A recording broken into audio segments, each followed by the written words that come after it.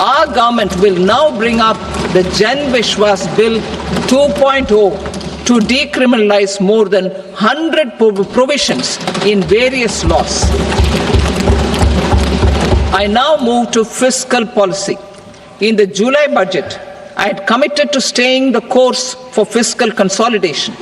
Our endeavor will be to keep the fiscal deficit each year such that central government debt remains on a declining path as a percentage of the GDP. The roadmap for the next 6 years has been detailed in the FRBM statement. Revised estimates for 2024-25. The revised estimate of the total receipts other than borrowings is 31.47 lakh crore rupees, of which the net tax receipts are 25.57 lakh crore rupees. The revised estimate of the total expenditure is 47.16 lakh crore rupees, of which the capital expenditure is about 10.18 lakh crore rupees.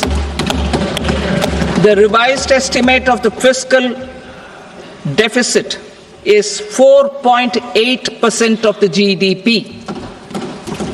Budget estimates for 25-26. Coming to 25-26, the total receipts other than borrowings and total expenditure are estimated at 34.96 lakh crore rupees and 50.65 lakh crore rupees respectively. The net tax receipts are estimated at 28.37 lakh crore rupees. The fiscal deficit is estimated to be 4.4% of GDP. To finance the fiscal deficit, the net market borrowings from dated securities are estimated at 11.54 lakh crore. The balance financing is expected to come from small savings and other sources. The gross market borrowings are estimated at 14.82 lakh crore rupees. I will now move to Part B. Indirect taxes. My proposals relating to customs aim to rationalize tariff structure and address duty inversion. These will also support domestic manufacturing and value addition, promote exports, facilitate trade, and provide relief to common people.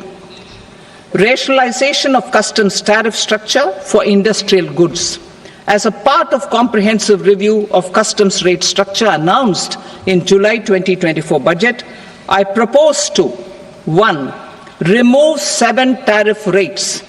This is over and above the 7 tariff rates removed in 23-24 budget. After this, there will be only 8 remaining tariff rates, including 0 rate. 2. Apply appropriate cess to broadly maintain effective duty incidence, except on a few items where such incidence will reduce marginally. 3. Levy not more than 1 cess or surcharge. Therefore, I propose to exempt social welfare surcharge on 82 tariff lines that are subject to a cess. I shall now take up sector-specific proposals. To provide relief to patients, particularly those suffering from cancer, rare diseases, and other severe chronic diseases, I propose to add 36 life-saving drugs and medicines to the list of medicines fully exempted from basic custom duty.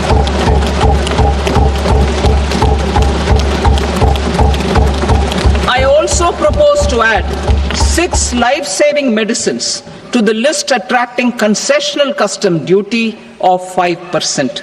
Full exemption and concessional duty will also respectively apply on the bulk drugs for manufacture of the above. Specified drugs and medicines under patient assistance programs run by the pharmaceutical companies are fully exempt from BCD, provided the medicines are supplied free of cost to the patients. I propose to add 37 more medicines along with 13 new patient assistance programs. Support to domestic manufacturing and value addition. Critical minerals. In the July 2024 budget, I had fully exempted BCD on 25 critical minerals that are not domestically available. I had also reduced BCD of 2 other such minerals to provide a major fillip to their processing, especially by MSMEs. Now, I propose to fully exempt cobalt powder and waste, the scrap of lithium-ion battery, lead, zinc, and 12 more critical minerals. This will help secure their availability for manufacturing in India and promote more jobs for our youth. To promote domestic production of technical textile products such as agro-textiles, medical textiles, and geotextiles at competitive prices, I propose to add 2 more types of shuttle-less looms to the list of fully exempted textile machinery. I also propose to revise the BCD rate on knitted fabrics covered by 9 tariff lines from 10 or 20 to 20% or 115 rupees per kg, whichever is higher. Electronic goods. In line with our Make in India policy and to rectify inverted duty structure, I propose to increase the BCD on interactive flat panel display from 10% to 20% and reduce the BCD to 5% on open cell and other components. In 23-24 budget, for the manufacture of open cells of LCD, LED TVs, I had reduced the BCD on parts of open cells from 5% to 2.5%. To further boost the manufacture of such open cells, the BCD on these parts will now stand exempted. Lithium-ion battery. To the list of exempted capital goods, I propose to add 35 additional capital goods for EV battery manufacturing and 28 additional capital goods for mobile phone battery manufacturing. This will boost domestic manufacture of lithium-ion batteries, both for mobile phones and for electric vehicles. Shipping sector. Considering that shipbuilding has a long gestation period, I propose to continue the exemption of BCD on raw materials, components, consumables, or parts for the manufacture of ships for another 10 years.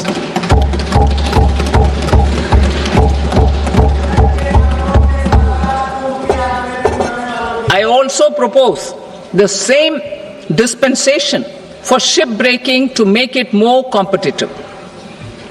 Telecommunication.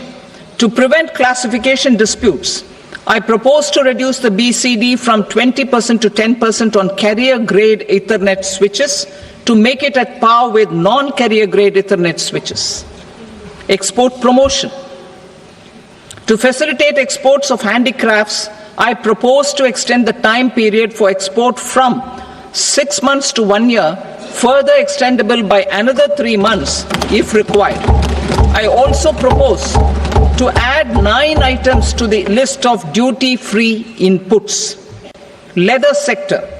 I propose to fully exempt BCD on wet blue leather to facilitate imports for domestic value addition and employment. I also propose to exempt crust leather from 20% export duty to facilitate exports by small tanners. Marine products. To enhance India's competitiveness in the global seafood market, I propose to reduce BCD from 30% to 5% on frozen fish paste, surimi, for manufacture and export of its analog products. I also propose to reduce BCD from 15% to 5% on fish hydrolysates